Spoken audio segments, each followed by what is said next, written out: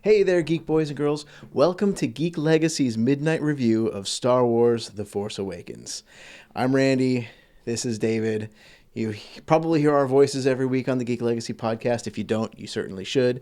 Tonight, we're coming to you from David's basement in the dark at midnight with a very special review, a relatively spoiler-free review of Star Wars The Force Awakens.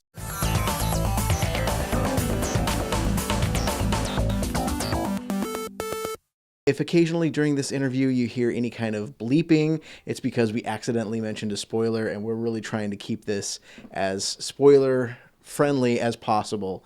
Number one, so Disney doesn't come after us and we get invited back to their events. And number two, because, we respect you guys and we want you to have the exact same movie watching experience that we did. I disagree with Randy. I'm going total spoiler here. Tauntaun from Empire Strikes Back comes back. Revenge on Luke, cuts him open, puts his kid inside of it. That's the kind of spoilers we're going to give you. But yeah, we're here.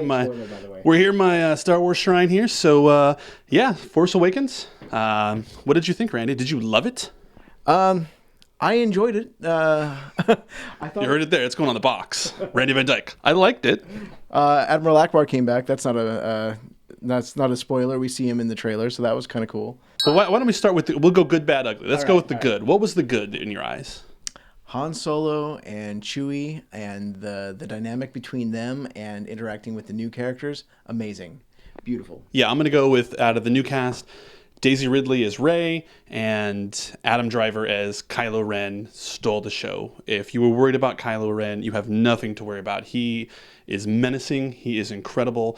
And when you watch him, you will think, what would have episode 2 and 3 have been if instead of Hayden Christensen, he was playing Anakin Skywalker? That's all I can think about right now.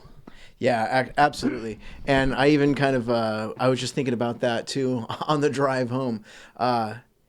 Some of Adam Driver's performance, I think, had a little tinge of that unstable kind of quality that Hayden Christensen brought to Anakin.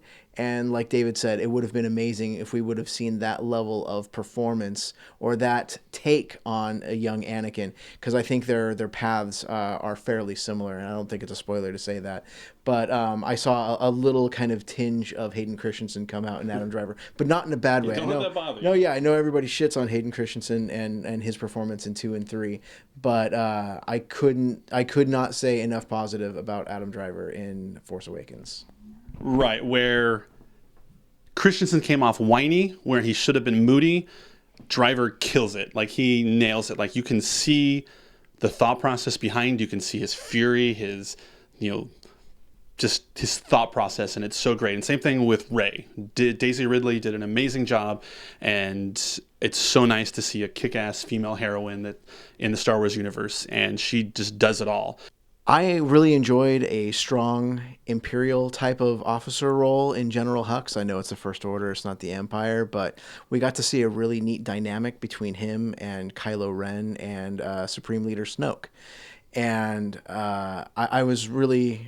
we were just talking on the way home how great it was to see a big bad that wasn't a Sith, or wasn't some sort of political demon, It was nice to see some sort of military control, even if their fleet seems really small. We only ever see one Star Destroyer in the entire movie. There's a stark absence of capital ships. So I found that to be pretty interesting. But I really enjoyed the dynamic there, and he's like an equal. It's not, and it's and they don't like. It's not like a Tarkin Vader thing. These guys don't like each other, but they have to work together. They're like two parts to the same coin.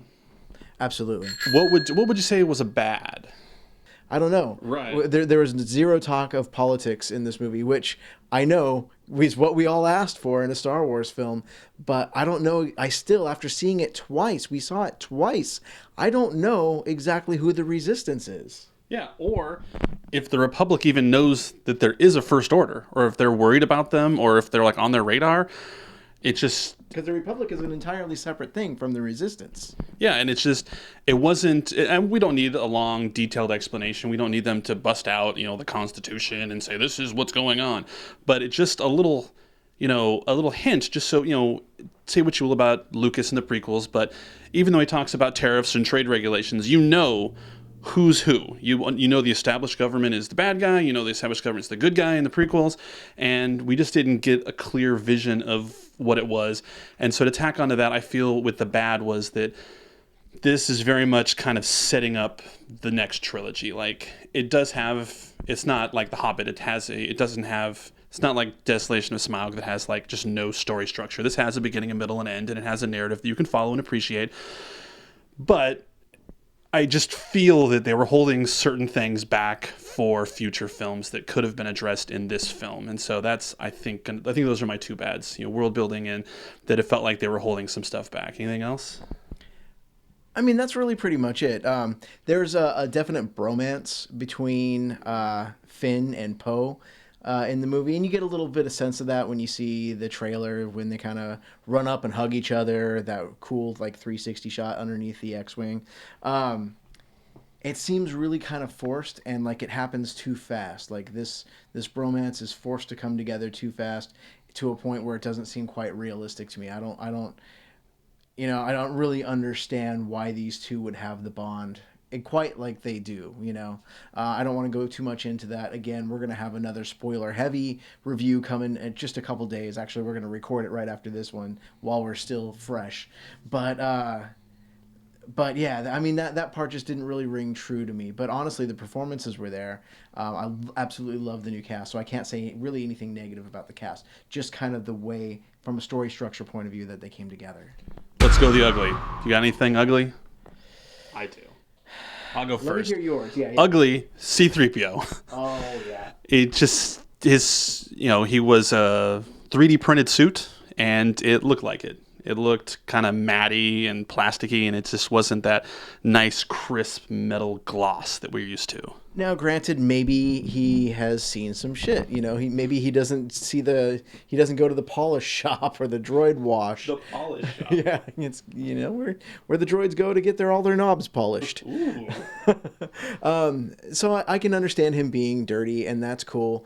But it just looked plasticky. It just had that not quite right feel to it, and you could tell that it was they probably made it a little bit more comfortable. It looked a little bit bigger on Anthony Daniels. Maybe he has shrunk in age, I don't know, but it just didn't seem like it fit him quite as well. And then the treatment of R2-D2, who is in the movie, but in a very small degree. He was very marginalized, and it almost seems like it would have been better off if he wasn't there, if he was away with another character, instead of just being shelved under a sheet because he's basically just kind of asleep all this time. Right. I think they wanted to make room for the real star of this movie, which is BB-8, who is magic in every sense of the word. He is the most adorable droid. I felt like I was cheating on R2 every time he was on screen because I was in love with BB-8, and I hope that nothing bad happens to that little ball droid. Yeah. Yeah, BB-8 was definitely, I can't even believe I didn't think of that for the good. In the good, the bad, the ugly.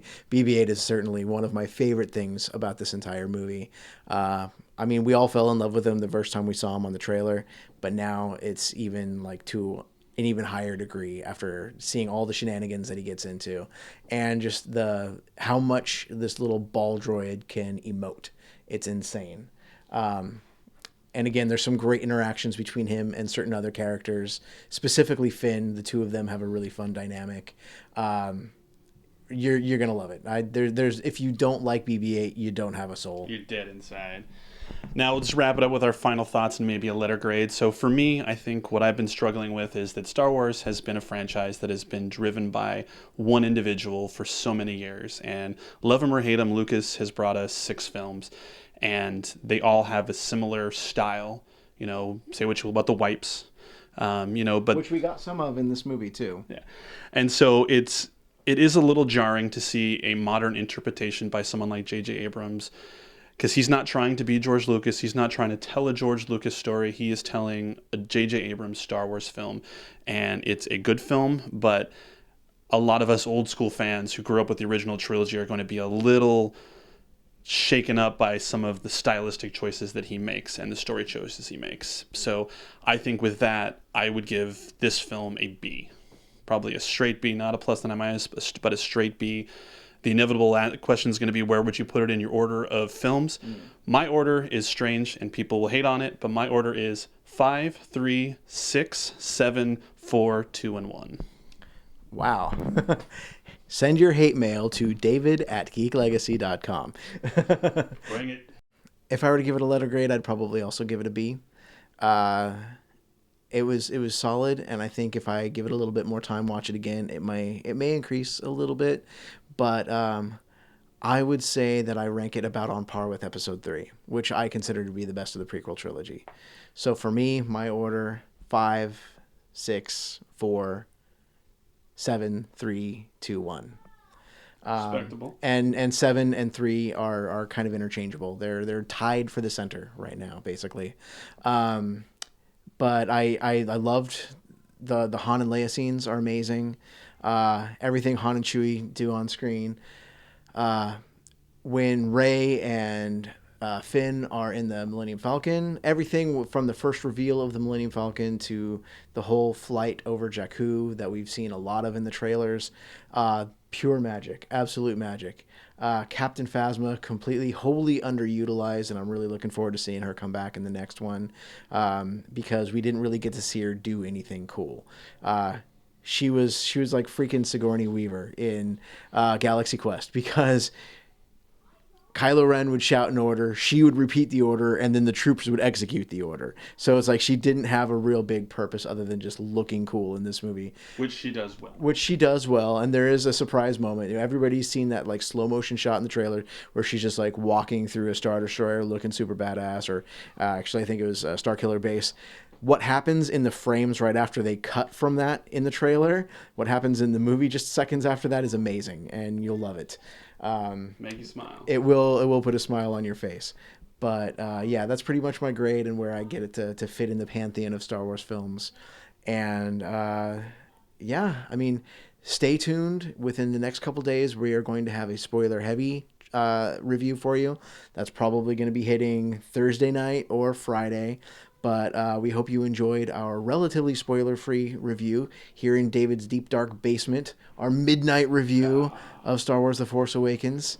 And big thanks to Disney for letting us come on the lot and watch the movie in their facility. It was amazing. Yeah, and then just one last quick bit of housekeeping. Abrams was correct. There is no after credit scene, so if you got to pee, you can take off as soon as that iris comes in and it says directed by J.J. Abrams, which was a little weird, but you know, we're used to saying Lucas. But so no stinger at the end, so you can leave.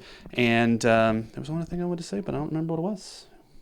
Well, we'll save it for the spoiler review. Catch you then. GeekLegacy.com.